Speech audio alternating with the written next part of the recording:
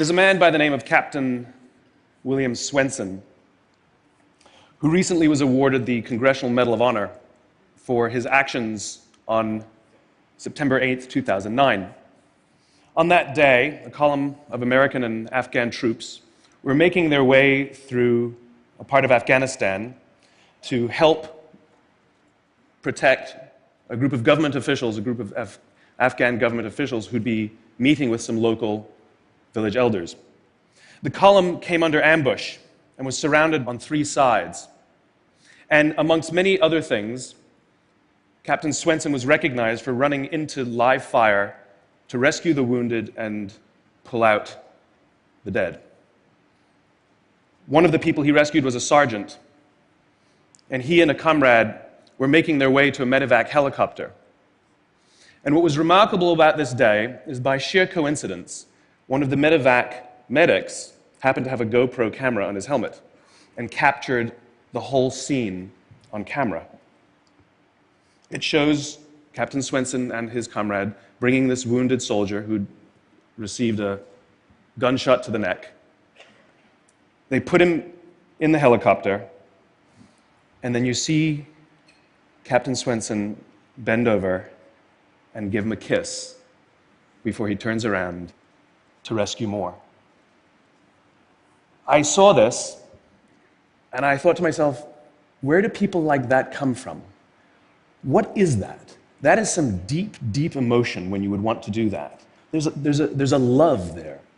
And I want to know, why is it that I don't have people that I work with like that?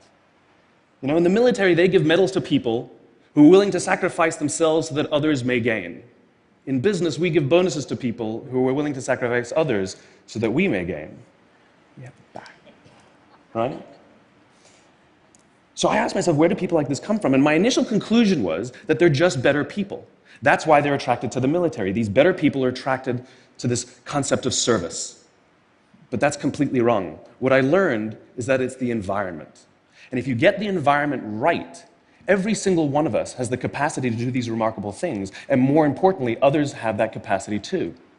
I've had the great honor of getting to meet some of these who we would call heroes, who've put themselves and put their lives at risk to save others. And I asked them, why would you do it? Why did you do it? And they all say the same thing, because they would have done it for me. It's this deep sense of trust and cooperation. So trust and cooperation are really important here. The problem with concepts of trust and cooperation is that they are feelings. They're not instructions. I can't simply say to you, trust me, and you will. I can't simply instruct two people to cooperate, and they will. It's not how it works. It's a feeling. So where does that feeling come from? If you go back 50,000 years to the Paleolithic era, to the early days of Homo sapien, what we find is that the world was filled with danger. All of these forces working very, very hard to kill us. Nothing personal. Whether it was the weather, lack of resources, maybe a saber-toothed tiger, all of these things working to reduce our lifespan. And so we evolved into social animals, where we lived together and worked together in what I call a circle of safety, inside the tribe, where we felt like we belong. And when we felt safe amongst our own, the natural reaction was trust and cooperation. There are inherent benefits to this. It means I can fall asleep at night and trust that someone from within my tribe will watch for danger. If we don't trust each other, if I don't trust you, that means you won't watch for danger. Bad system of survival. The modern day is exactly the same thing. The world is filled with danger, things that are trying to frustrate our lives or reduce our success, reduce our opportunity for success. It could be the ups and downs of an economy, the uncertainty of the stock market. It could be a new technology that renders your business model obsolete overnight. Or it could be your competition that is sometimes trying to kill you. It's sometimes trying to put you out of business, but at the very minimum is working hard to frustrate your growth and steal your business from you. We have no control over these forces. These are a constant, and they're not going away. The only variable are the conditions inside the organization. And that's where leadership matters, because it's the leader that sets the tone. When a leader makes the choice to put the safety and lives of the people inside the organization first, to sacrifice their comforts and sacrifice the tangible results so that the people remain and feel safe and feel like they belong, remarkable things happen. I was flying on a trip, and I was witness to an incident where a passenger attempted to board before their number was called. And I watched the gate agent treat this man like he had broken the law, like a criminal. He was yelled at for attempting to board one group too soon. So I said something. I said, why do you have to treat us like cattle? Why can't you treat us like human beings? And this is exactly what she said to me. She said, "Sir, if I don't follow the rules, I could get in trouble or lose my job." All she was telling me is that she doesn't feel safe. All she was telling me is that she doesn't trust her leaders. The reason we like flying Southwest Airlines is not because they necessarily hire better people, it's because they don't fear their leaders.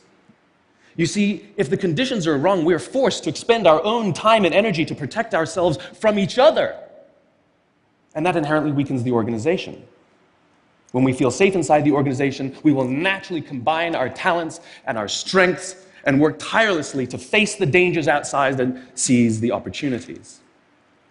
The closest analogy I can give to what a great leader is, it's like being a parent. If you think about what being a great parent is, what do you want? What makes a great parent?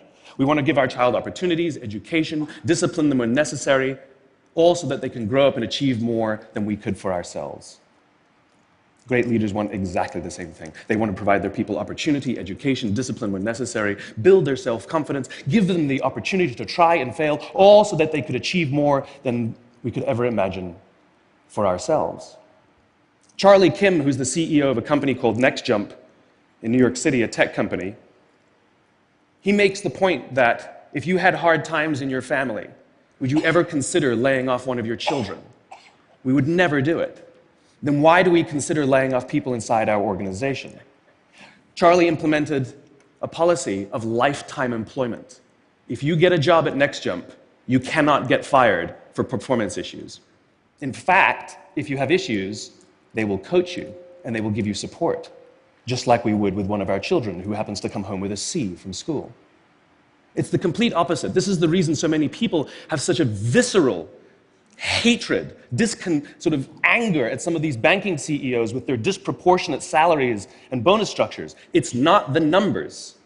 It's that they have violated the very definition of leadership. They have violated this deep-seated social contract. We know that they allowed their people to be sacrificed so that they could protect their own interests. Or worse, they sacrificed their people to protect their own interests. This is what so offends us, not the numbers. Would anybody be offended if we gave a $150 million bonus to Gandhi? How about a $250 million bonus to Mother Teresa? Do we have an issue with that? None at all. None at all. Great leaders would never sacrifice the people to save the numbers. They would sooner sacrifice the numbers to save the people. Bob Chapman, who runs a large manufacturing company in the Midwest called Barry Waymiller, in 2008, he was hit very hard by the recession, and they lost 30% of their orders overnight. Now, in a large manufacturing company, this is a big deal, and they could no longer afford their labor pool. They needed to save $10 million. So, like so many companies today, the board got together and discussed layoffs. And Bob refused. You see, Bob doesn't believe in head counts. Bob believes in heart counts. And it's much more difficult to simply reduce the heart count. And so they came up with a furlough program. Every employee from secretary to CEO was required to take 4 weeks of unpaid vacation. They could take it any time they wanted, and they did not have to take it consecutively. But it was how Bob announced the program that mattered so much. He said, "It's better that we should all suffer a little than any of us should have to suffer a lot." And morale went up. They saved $20 million. And most importantly, as would be expected, when the people feel safe and protected by the leadership in the organization, the natural reaction is to trust and cooperate. And quite spontaneously, nobody expected, people started trading with each other. Those who could afford it more would trade with those who could afford it less. People would take 5 weeks so that somebody else only had to take 3. Leadership is a choice. It is not a rank. I know many people at the senior-most levels of organizations who are absolutely not leaders. They are authorities, and we do what they say because they have authority over us, but we would not follow them.